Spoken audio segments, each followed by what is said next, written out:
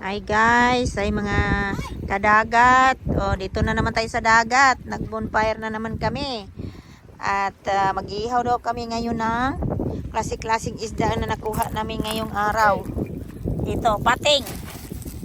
May pating dito, maliit. Ayan, kakagatin ka yan. Ayan oh. Ayan yung nakuha namin. Guys, ihawin daw. May crabs pa oh. Tapos yan, bonfire. Tapos dyan, nakuha. Oh. Nandoon pa, mayroon pa isda doon. Doon si Hinday. Oh. Yan, may isda pa doon. Kukunin yun mamaya. Baka makakuha pa ng 3 banyera. Masyala. 3 banyera talaga.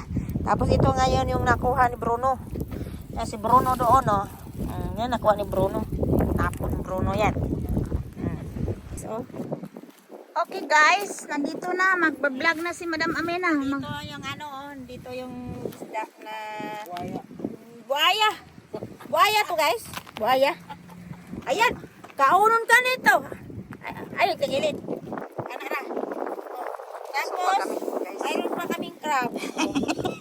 Yan. Ata, gilid. Tapos, ano pa mayroon pating? Pating. Pating? Oh. Pating-ting. Yeah, Bangas. Bangas. Yan nga, pating. Yan. Ayaw namin dyan, kainin namin yung pating. Yan oh, grabe ang kalayo naman to ni Madam Amena, ni Madam Nors. Grabe oh. Grabe isan. Ala, nasunog na Madam. Ayan na na siya. Sunod lang na. Pwede na mag-disco. Sana yung music natin. Oh, di ba?